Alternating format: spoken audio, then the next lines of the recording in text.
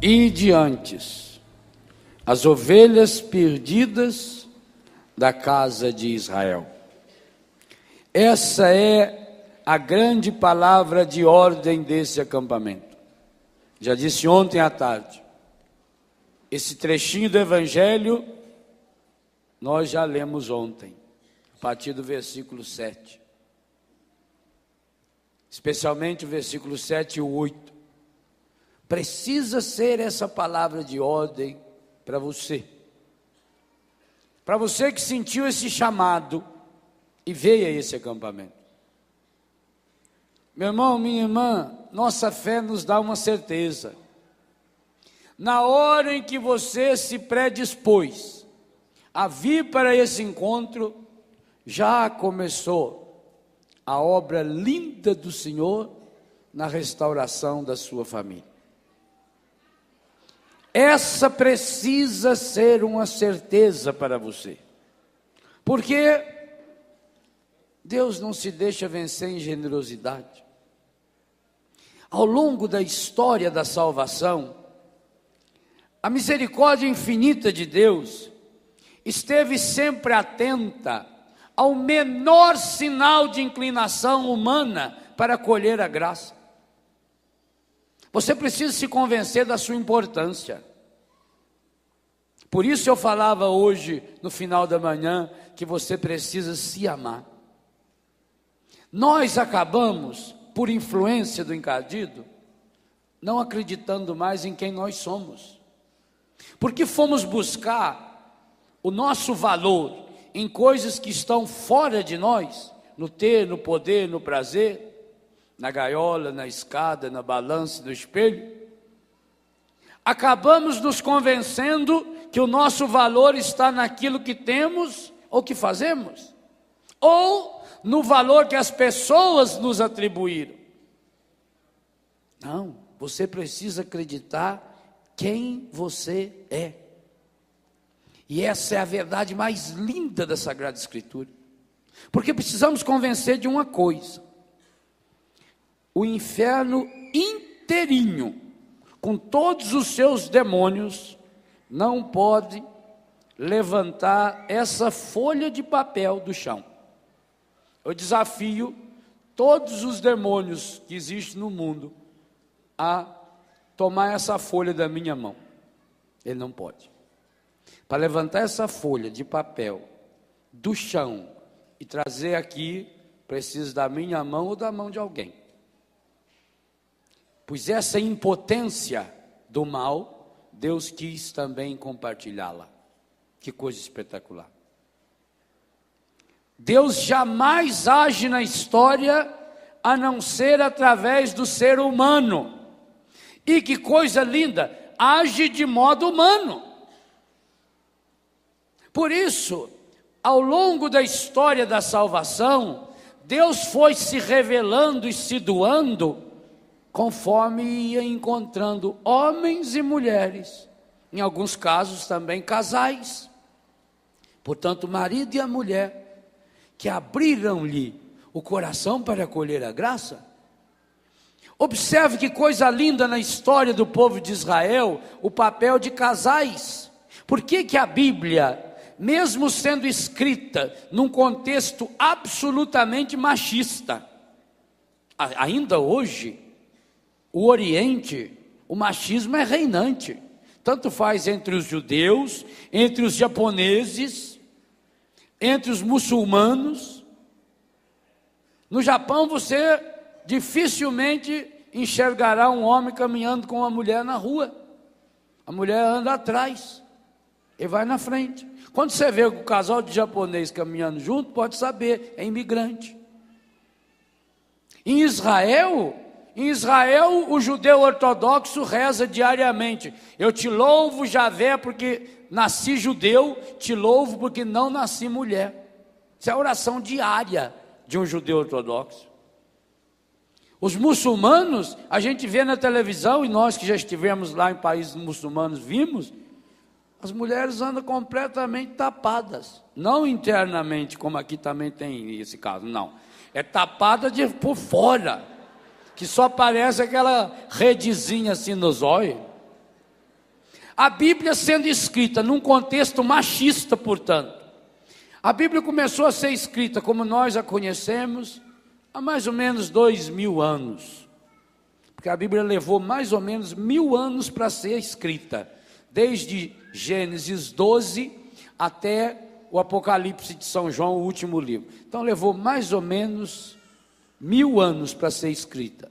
Portanto, começou a ser escrita mais ou menos 3000 anos atrás. A história de Moisés é mais ou menos há 3500 anos atrás.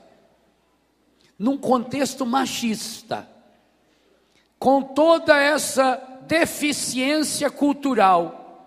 Por que a Bíblia não tem medo de destacar a importância de casais ao longo da história da salvação? A começar de Adão e Eva. Abraão e Sara. Nunca fala só de Abraão. É Abraão e Sara. É Jacó e Raquel. É Isaac e Rebeca. É Sara e Tobias. É o sogro de Tobias. Como era o nome dele que eu esqueci? É um nome horroroso lá. Não, Labão é o outro sogro lá. Esse Deus do livro guarde, um homem que tem esse é o sogro de Jacó, né? Enganou o coitado do Jacó. Ele trabalhou 7 anos para casar com a Lia, com a Raquel. E aí você fazia o casamento de noite na tenda, a mulher com aquele pano na cara. Ele consumou o casamento no dia seguinte, quando tirou o pano, quase morreu. Era o tribufu da mais velha, a Lia. Por isso que hoje as noivas vão com o véu para trás, para não ter perigo. Que às vezes tem esse caso, o pai tem uma filha lá do amém, né? Meio encaiada, que não vai para frente e troca. Labão fez isso. O sogro de Tobias é Raguel e Edna. Então, quantos casais? Davi e Betsabé, que foi a mãe de Salomão. A Bíblia não tem medo. Inclusive não tem medo de ensinar os profetas a descobrir o plano de Deus na infidelidade conjugal. Oséias, por exemplo, Oséias passou uma experiência medonha, a experiência mais dolorosa para um homem. Oséias levou um par de chifre. Ezequiel também. Oséias está no capítulo 3, Ezequiel no capítulo 16. Ezequiel é dureza, porque o Ezequiel tinha casado com uma prostituta, cuidou dela, purificou-a, deixou ela bonita e casou. Um belo dia chegou em casa, ela tinha voltado à vida antiga. E o que Deus disse para ele? Ama a esposa adúltera. Então, até o adultério, observe, a Bíblia inteira. Depois, olha o papel espetacular, por exemplo, no início da vida de Jesus, aquilo que vai preparar Jesus, São João Batista. Mas a Bíblia faz questão de mostrar os pais de João Batista, Santa Isabel, Zacarias. Olha a importância de José e Maria. A história da salvação é feita de homens e de mulheres, de casais que tiveram a coragem do impossível. Pensa bem, foi difícil para Abraão sair da sua terra? Foi, mas a sua esposa tinha ido junto. Foi difícil para Sara. Como é que Sara teve que ir descobrindo o plano de Deus na sua vida, na sua esterilidade? Quanto Sara foi uma mulher de fé. Séfora, a mulher de Moisés, que nas horas mais difíceis precisou obedecer ao marido e ir com seus filhos para a casa de Jetro, o sogro, mesmo correndo o risco que de fato aconteceu, que o Moisés acabou se envolvendo com outra mulher. É história de perdão, é história de renúncia. Homens e mulheres É a história de decisão, decisão feita Maria e José. Quando Deus vem para Maria, para entrar na vida de Maria, para que ela fosse mãe, ela não foi perguntar para José, ela era livre. Mas também quando o anjo disse para José, toma o menino e sua mãe e vai para o Egito, ele não foi perguntar para Maria, ele tomou a decisão. Que liberdade maravilhosa desse casal. É o casal que se une na hora das dificuldades. Que cena linda quando Jesus tinha 12 anos e se perdeu lá em Jerusalém. Maria e José, aí veio a confiança dos dois. Maria pensando que Jesus estava com José, José pensando que Jesus estava com Maria. Quem tem o bem dentro de si, nunca fica imaginando o mal. Tranquilamente, quando se encontraram, mas não está com você? Não, pensei que tivesse, não está não. Voltaram o casal, 3 dias. Vocês imaginam a angústia no coração de Maria e de José? Jerusalém era uma cidade imensa. Jesus era um menininho do interior, um rapazinho de 12 anos de idade, da roça de Nazaré. Tudo que passou na cabeça de José e Maria, o filho perdido no meio daquele povo, não sabia onde estava. Mas onde é que foram procurá-lo? No templo. Eu fico apaixonado.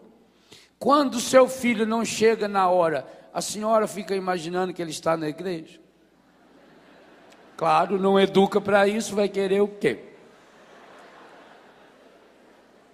Ai, minha Nossa Senhora, telefone para a delegacia, para o hospital. Já ligou para o hospital? Liga para a polícia. Ai, minha Nossa, o que será que aconteceu? Eu sou apaixonado de ver Maria e José chegam em Jerusalém, vão direto para onde? Ah, se a senhora e o senhor pudessem dar uma educação para o seu filho assim, que um dia que ele se perdesse, dizer para ele, meu filho, aqui está o referencial. Eu até acredito que Jesus tenha se perdido na saída. Ele se perdeu do grupo e ficou imaginando, meu pai com a minha mãe vem me buscar. Aonde que eles vão me procurar? Por quê? Porque diz São Lucas que era costume deles ir todos os anos na festa em Jerusalém.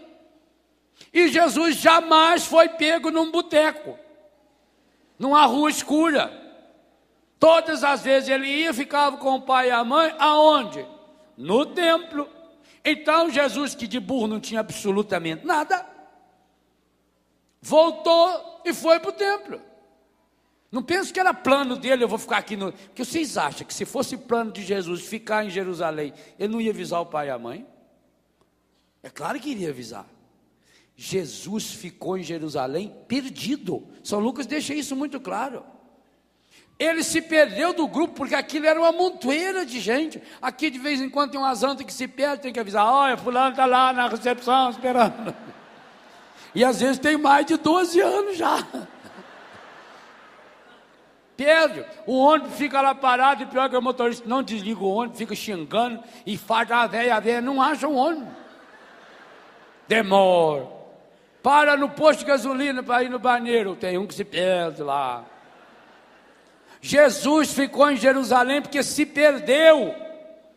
Mas que coisa linda, ele se perdeu, ele foi correndo para o templo. Maria e José, quando chegaram a Jerusalém, 3 dias depois, portanto no 4º dia, imagina a angústia do coração deles, vão os dois direitinhos para o templo, e lá encontra Jesus falando de Deus. Mas aí vocês vejam a liberdade. Maria falou, meu filho, por que você fez isso, meu filho? Eu e seu pai estão desesperados te procurando. Aí Jesus, que já está no meio dos doutores, já sentiu um MBA, vira e fala, não sabeis que devo ocupar-me das coisas do Pai? O que Maria falou? Nada. Só olhou nele. Isso aí eu sei antes de você nascer. Que isso aí foi contado para mim antes, e o seu pai ficou sabendo que o anjo contou para ele também. Só fez um sinalzinho assim. E diz São Lucas que Jesus, cabecinha baixa, desceu com eles, lhes era submisso, e crescia em idade, sabedoria e graça. Quando a senhora encontra um filho que está perdido, esse é o seu discurso também? Ou começa a se descabelar, e xinga, e briga, e chora? Tem gente que chora mais depois que encontra do que ela que está perdido. Porque fica, eu fico imaginando o que podia ter acontecido. Meu Deus do céu.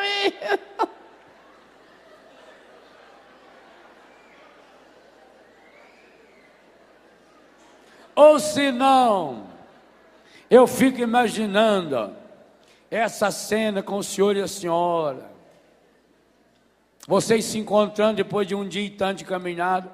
O menino não está com você? Isso é serviço meu, isso é responsabilidade sua? Será que vocês não servem para outra coisa? Já não chega eu ter que sustentar essa casa, quer cuidar desses moleques? Isso é obrigação sua, obrigação minha não, porque ele é menino. Menino tem que estar com o pai dele. Já pensou? Pensa, só imaginar como é que seria vocês dois. E eu jogar na cara do outro. Mas esse menino puxou para o pai. Não esquece a cabeça porque está preso no pescoço.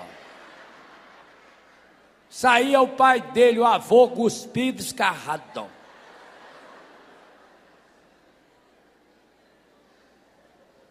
E aí, é claro, depois de brigar um monte, no desespero, vão procurar aonde?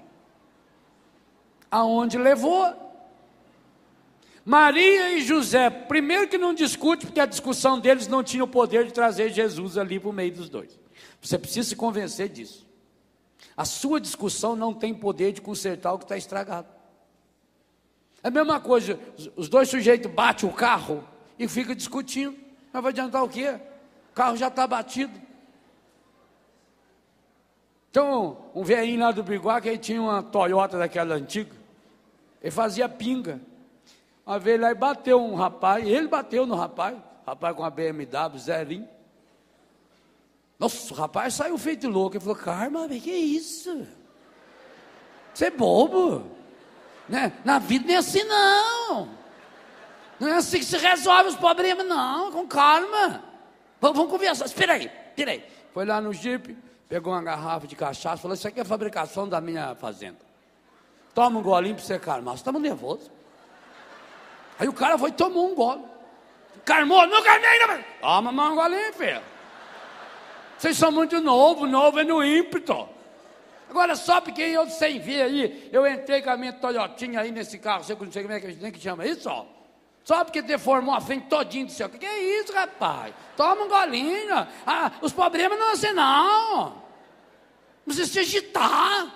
Tá mais calmo. Não tô, não, tô bebe mais. Olha que ele tomou um meio litro. Tá mais calmo? Tô. Então, agora, vamos sentar aqui, esperar a polícia chegar e fazer o exame do bafômetro.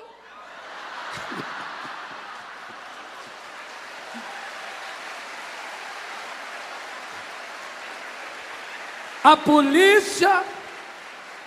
polícia que vai dizer quem está errado. Não vou falar nada.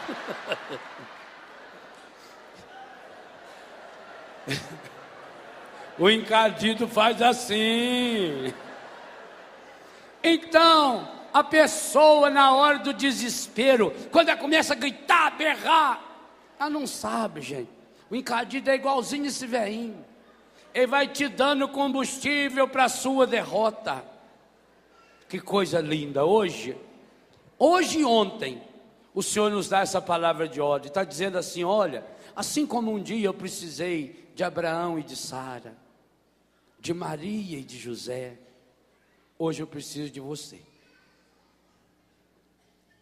Você casal de namorado, você casal de noivo, você casado de novo, 1 ano, 2 de casado, você que já tem 30, 40, 50 anos de casado.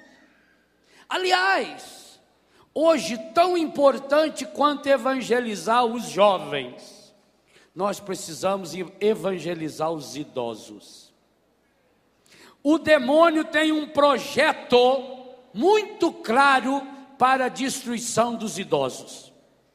Porque eu falava aqui na missa de sexta-feira, a expectativa de vida do brasileiro, graças a Deus, aumentou muito. Hoje, uma pessoa que se aposenta aí com 50, 55, 60 anos, pode viver com muita saúde até 80, 90. Então, e muitos não têm o que fazer. O encardido está inventando programas para idosos, principalmente através dos bingos e dos bailes. O Ministério da Saúde tem uma estatística que devia divulgar na televisão.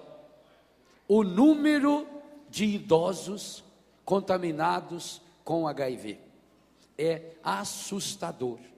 Porque com o advento de remédios como Viagra e outros remédios, os idosos passaram a exercer a sexualidade como um divertimento também. Até porque não tem mais o perigo da gravidez, mas tem o perigo da AIDS. Idosos que perderam o sentido da sua vida, casais idosos, gente, que depois da aposentadoria começaram a pensar em se abandonar, em desquite, em divórcio, porque não se suportam mais. Então, também vocês idosos, como Deus na Bíblia chamou quantos idosos? Abraão e Sara, por exemplo. Zacarias e Isabel, outro exemplo de gente idosa, mas de gente que se manteve fiel em Deus, feito Simeão, feito Ana, com 84 anos de idade, estava firme todos os dias no templo. Então nós precisamos de casais de namorados, casais de noivos, casais recém-casados, casais com filhos pequenos. Os casais com filhos pequenos precisam se unir para se ajudar, como orientar os filhos. Os casais hoje estão perdidos. Por quê? E eu trato desse tema aqui no livro Família Restaurada. Deixa eu mostrar aqui na televisão, que nós vende mais um pouco aqui, ó. Já que largaram aqui, né? Aproveita aqui, ó, dá um close aí, ó. Você põe assim do lado, Davi, telefone 3186-2600. Que aí já, né? Para quem está em casa. Então, nós precisamos, e eu trato aqui, ensinar a questão do limite na educação dos filhos. Hoje os casais estão perdidos, porque muitos acham que tem que ser igual ao filho.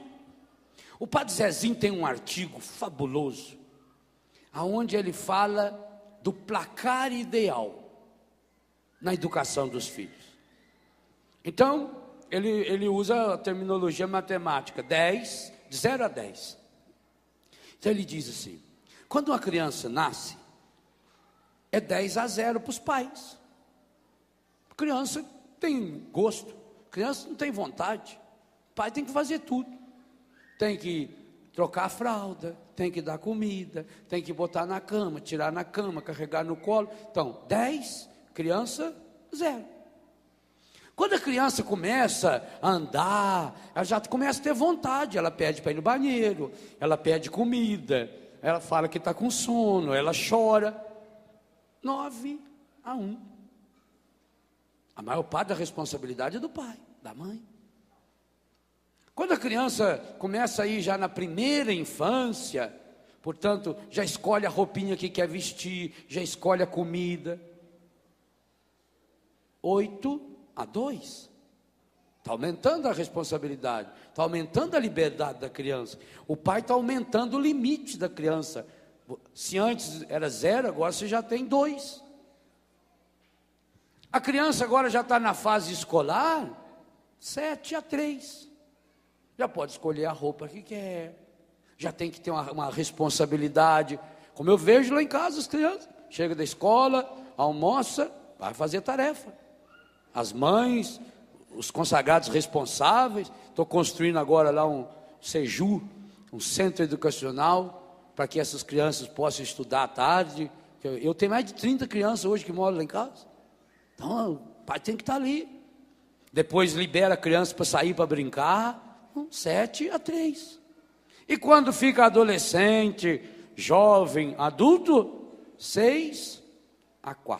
E acabou. nunca poderá ser 5-5. Nunca.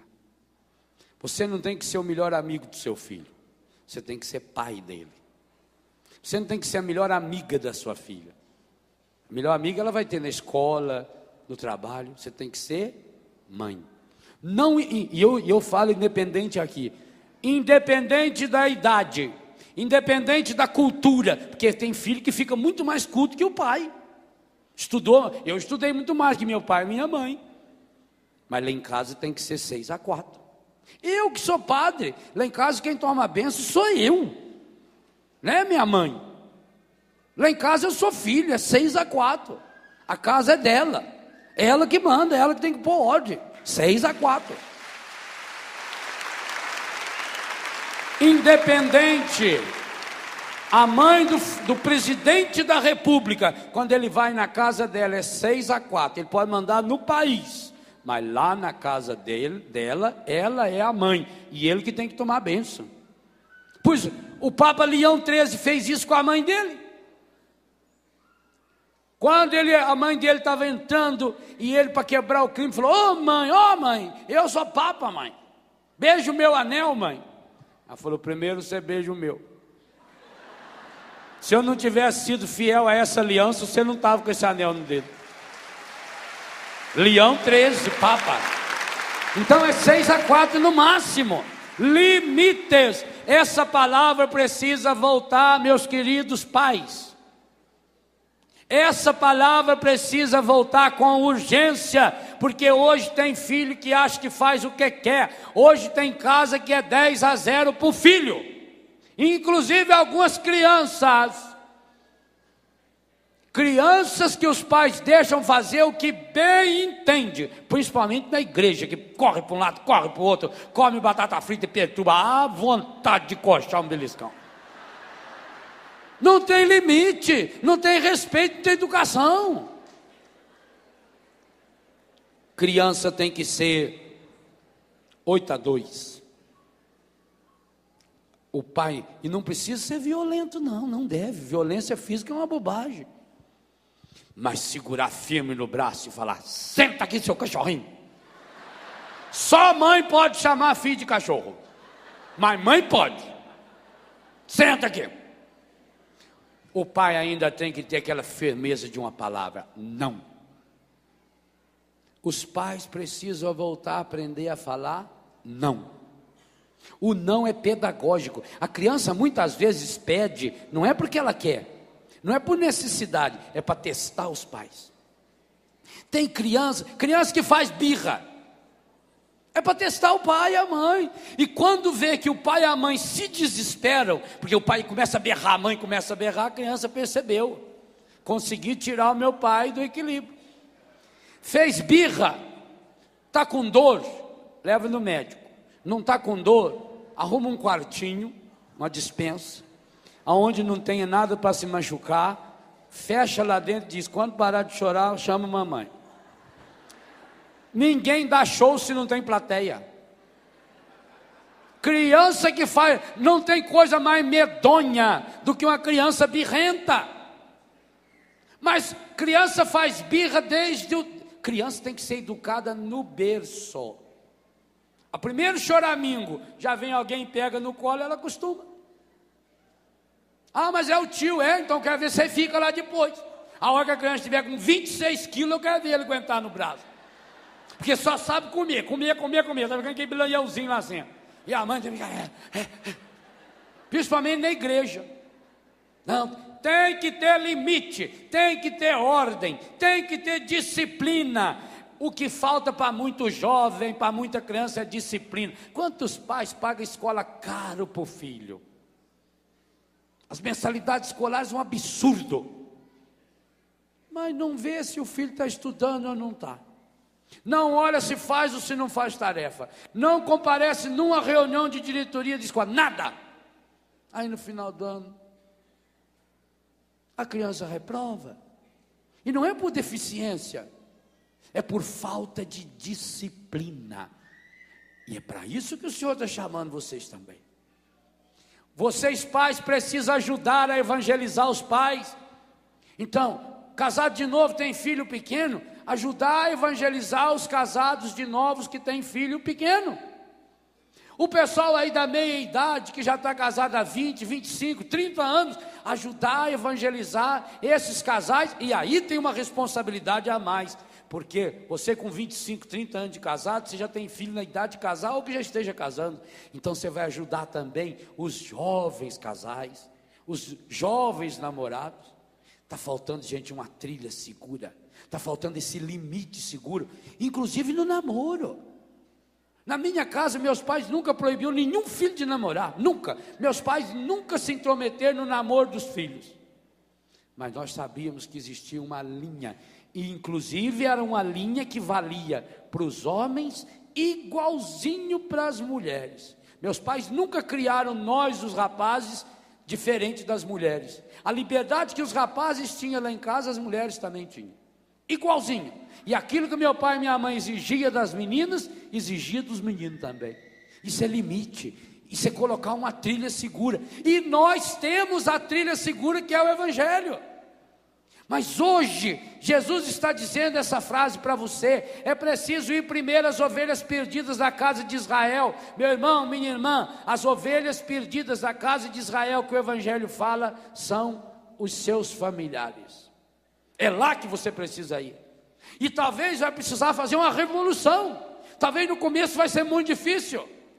Pai e mãe que o filho já tem aí 12, 13, 14, 15, 17 anos, já tem a sua televisão lá no quarto. Pois o pai e a mãe que quiser ser fiel ao Evangelho vai ter que tirar essa televisão de lá. Vai comprar briga. Mas o que você prefere? Que o seu filho perca a televisão ou se perca nos quintos dos infernos? Escolha. Isso vale, se ele tiver 25 anos de idade, vale também para ele. Seu filho está se trancando no quarto, o tempo todo, você para entrar no quarto do seu filho tem que pagar ingresso, tem que marcar a hora, e cada vez que você chega lá, você acha que ele estava na missa da Canção Nova, com turíbulo, porque ele queimou incenso. Ele queima incenso porque você não sentiu o cheiro da maconha que ele queimou lá antes. Se o seu filho mora na sua casa, ele tem 20, 25, 30 anos de idade, na sua casa manda você, e é 6-4 no máximo. Ele quer levar os amigos para fumar maconha no quarto? Ele que vai alugar um quarto e morar numa pensão. Ele quer levar as namoradas ou os namorados para o quarto? Ele que aluga um motel e vai morar lá, mas não na sua casa. Na sua casa manda você. A sua casa tem que ser consagrada, a sua casa tem que ser abençoada. E eu falo um capítulo especial nesse livro, que vocês pais têm o dom e o dever de abençoar. Você tem que abençoar a sua casa, mãe tem que abençoar a cama do filho, pai tem que abençoar o quarto do filho. Aquilo que você tem que ser abençoado. Seu carro tem que ser abençoado. Se você vai emprestar o carro para o seu filho, desde que ele seja maior de idade, tenha documentação, seja responsável e mereça, fez por merecer, ele tem que ter limite. Você tem que dizer aonde ele pode ir, quando ele tem que voltar, e de vez em quando você tem que ir lá olhar para ver se a quilometragem foi o que ele falou mesmo, se ele deixou em dia o combustível como você mandou. Tem que fazer isso, porque trata-se hoje, meus irmãos, da salvação eterna dos nossos filhos e filhas. Nós não estamos falando em pedagogia, não. Nós estamos falando em salvação, nós estamos falando em Evangelho. Infelizmente, muitos jovens hoje caminham decididamente para o inferno, e a culpa é dos pais, porque levar para o céu é difícil. O caminho para o céu, Jesus já falou, é estreito, é subida. Exige renúncia, exige sacrifício, exige comprar briga, mas tem que fazer. E não é esperar, que pena que eu não fiz. Não, você vai ter que fazer. E se você não fez com os filhos, vai começar a fazer com os seus netos. Porque qual é a avó que quer que o neto vá para o inferno? E ele vai. Se continuar desse jeito, criança faz o que quer, come o que quer, na hora que quer, do jeito que quer. Joga comida fora, faz birra, vira para lá, vira para cá. Todo mundo acha bonitinho. Ai, coisa linda. Aliás, tem aí os 10 mandamentos para transformar o seu filho num marginal. Está logo no final do livro aqui. Estou ensinando vocês, olha bem. 10 maneiras de estragar o filho. Página 170. Dar tudo o que eles querem. Tudo que o filho pediu, dá. Acha graça quando diz palavrão. Ai, que belezinha. Fala de novo, dá puta, fala. Ai, que lindo. Não é bonitinho do jeito que ele fala? Ele não fala filho, dá e fala assim, dá puta. Ai, que lindo. Acha bonitinho, né? Nunca dá orientação religiosa. Não, meu filho não precisa ir na igreja, não precisa de catequese. Quando ele ficar adulto, ele vai escolher a religião dele. Ótimo, por que não deixou também ele escolher o nome depois de adulto? Por que não deixou escolher se queria ir na escola também depois de adulto?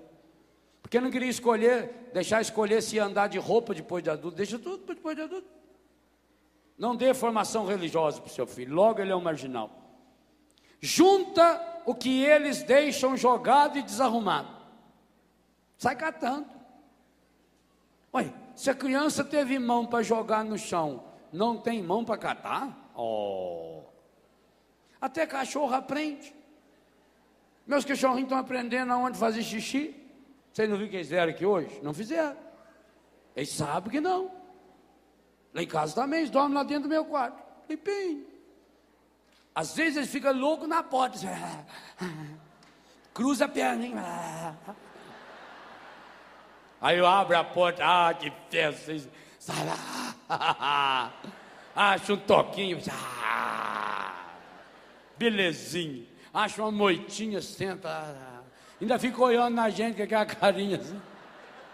Criança aprende porque... Cachorro aprende porque criança não vai aprender. Criança e criação é a mesma palavra. Educa. Se a criança tem força para jogar no chão, tem força para catar. Quinto, discuta e briga na presença deles. Meus pais viveram 52 anos de casados. Hoje papai está no céu. Nunca, nenhum de nós filhos ouvimos uma discussão dos meus pais. Nunca. Se eles discutiram, nós não sabemos. Vocês não estão bem? No quarto resolvam. Fala baixo. Aliás, por que o marido sentado na cabeceira da mesa, a mulher do outro lado da mesa, eles começam a brigar, por que eles começam a falar alto? Vocês estão tão pertinho um do outro. E berra. E mete soco na mesa e quebra tudo. E grita. Para que você precisa gritar se está perto? A gente grita com quem está lá. Ô, você lá na saída, pega lá para mim, por favor. Você vai pescar hoje? Não, hoje eu vou pescar. Eu pensei que você ia pescar. Aí você pode gritar. Mas com gente perto, para que eu preciso gritar? Sabe por que marido e mulher, quando briga, grita? Mesmo estando fisicamente perto?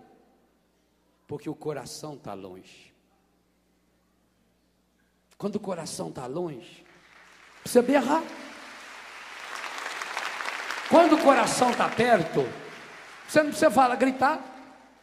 Aliás, quando o coração está perto, você fala sussurrado, querido.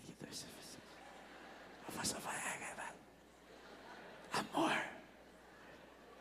Não precisa nem falar, você faz gesto. Abraço. Igual hoje de manhã. Ela o envolveu no chale rosa. 30 anos. Esse chale rosa será inesquecível. Quando o coração está perto, não precisa nem falar. Ó, encosta aqui. Encosta sua cabecinha no meu ombro e chora. Coisa boa, não é? Mas quando o coração está longe, você pode estar fisicamente perto, tem que berrar. Não grita, não grita. Não grita com seus filhos. E por favor, não briga na frente deles. Se vocês, Deus o livre e guarde, precisar brigar, vai longe. Lá briga, só os dois. Criança que escuta a briga dos pais. 6, abarrotá-los de brinquedo, dinheiro, mimos e superproteção. Eu tenho tanta pena quando eu vejo um pai ou uma mãe mostrar os brinquedos do filho, que tem que ter um quarto só para guardar. Quem tem muito não valoriza nenhum. Eu me lembro que minhas duas irmãs, a Célia e a Aziza, uma vez ganharam de uma tia nossa uma boneca. Era uma para as duas. Cada hora era uma que brincava. Quantos anos aquela boneca ficou lá em casa? Cuidava. O meu caminhãozinho, quando eu ganhei na Aparecida do Norte, canivetinho. Quantos anos? Só tinha um. Valoriza. Agora criança, que esse brinquedo caríssimo. Pior é o brinquedo que brinca sozinho. É o brinquedo que brinca para a criança. A criança liga o carrinho e sai. Ele vira um monstro. Devagarzinho.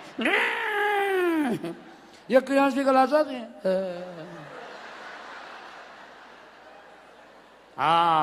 Bom eram os nossos brinquedos. Nós fazíamos um cavalinho de madeira e andava naquilo. Eu tinha lá várias vacas e bois, tudo feito de sabugo. Depois que a gente foi crescendo, foi precisando do sabugo. E aí, acabei com o meu plantel. Aí fazia as vaquinhas de sabugo, fazia de chuchu, não, mamãe nunca deixou eu fazer de chuchu. Chuchu é para comer. Mamãe não deixava nós brincar com chuchu, não, é sagrado, comida é sagrado. Você que tinha criatividade. Pular aqueles quadradinhos que eles faziam no chão, né? Pular corda, jogar maré, brincar de tourada. Criança era tudo saudável. Hoje não, hoje fica tudo uns bobinhos aí, lá. Liga o botãozinho, ou senão fica lá no videogame. Aperta. Pior que tem uns adultos que fica junto e babando. Esse é caso de internação. Dependendo da idade. Se você tem mais de 7 anos de idade e gosta de brincar com isso, por favor, consulte um psiquiatra. Dinheiro para criança, a mesma coisa. Que tristeza, eu era diretor de um colégio em Santa Catarina, eu via criança tirar dinheiro do bolso que eu não tinha no meu. Nota grande. Pai que dá dinheiro assim para criança. Mimos e superproteção. Não, meu irmão, deixa cair um pouco, deixa esfolar um pouco. Criança, quando ela cai por conta própria, o peso do corpo dela não machuca, não. Deixa cair. Só assim que aprende a levantar. Olha os cabritos, como eles educam os cabritinhos. Lá em casa, uma vez tinha uma cabrita que eu achei que ela era débil mental. A Dorothy. Nasceu o filhinho da Dorothy, o bebê. A Dorothy começou a lamber ele. Eu estava roçando um passo lá, ficava só olhando. Bonita. Quando ela depois lambeu ele lá uma meia hora, ela enfiou o chifre por baixo da barriga dele e foi fazendo força. E ele, muito molezinho, tá? Aí, na hora que ele ficou em pezinho, ela virou do outro lado, morro abaixo, meteu uma cabeçada nele. Ele caiu. Ela foi de novo. Começou a levantar e dar cabeçada. Eu já estava pronto para ir lá impedir aquela cabra assassina. Então por que está levantando o cabritinho? Aí eu comentei com o papai. Ele falou, mas é assim mesmo. É que o cabrito, se ele não aprender a levantar rápido, qualquer bicho mata ele. Uma cobra, um cachorrinho vem lá e mata ele, gruda no pescoço. A grande arma do cabrito, além da força da cabeça, do cabrito, do carneiro também, é levantar rápido. É o que ela está ensinando. Primeira coisa que ela está ensinando para o filho, levanta rápido. Então ela está ensinando ele a ficar em pé, derruba para ele levantar rápido. Às vezes na educação a mãe tem que fazer isso. Então tem que ter coragem. Muitas vezes dói o coração de uma mãe quando ela tem que punir um filho. Dizer, não vai, meu filho. Hoje você não vai. Mas todo mundo vai, meus colegas vai. Mas você não vai. E não precisa berrar também com ele. Já estou dizendo que você não vai! Para quê? Seu coração está longe? Coração longe berra. Não, você não vai. Não, mas mamãe... Eu já falei. Agora, uma coisa importante que Jesus ensinou, hein? Não é não. E também o seguinte, o Senhor, se a sua mulher falou não, mesmo que ela estiver errada, não fale sim. Sustente o não. Depois converse com ela lá no quarto. Falou bem. Não está certo o que você fez. Mas na frente do filho, nunca tire a autoridade do pai. Nunca tire a autoridade da mãe. Nunca. Então não discuta, não briga e não tire a autoridade. 7. Não exigir nada. Satisfazer todos os seus desejos. Não precisa exigir. Você precisa corresponder. Meu filho já arrumou sua cama? Por que um menino de 7, 8 anos não pode esticar a cama dele? Não pode varrer o quarto dele? Não pode secar uma louça? Não pode pegar umas coisas lá fora para você? Pode e deve. Hoje tem tem uns cavalão hoje aí de 14, 15 anos, que não cata a roupa deles no chão, que fala a minha empregada. Criança não tem empregada. 8. Dar-lhe sempre razão, tomando sempre o seu partido, desculpá-lo sempre. Tudo que ele fizer errado, acha um culpado para botar. Ele tirou nota baixa, culpa da professora. Não. É duro para um pai ter que acolher o fracasso do filho, mas tem que acolher. 9. Está sempre ausente. Não acompanhar, acomodar-se, omitir-se. 10. Nunca elogiar, não dar carinho, não dar tempo, ou não é meu não, e vingar-se. O filho precisa de muito amor, mas o amor verdadeiro, aquele amor firme, aquele amor que compromete. Queridos e queridas, vamos pedir ao Senhor que de fato venha ao encontro de cada um de vocês, de cada um de nós, que temos a missão de educar. Vocês têm a paternidade, mas nós participamos da paternidade na missão de educar. Nós somos educadores.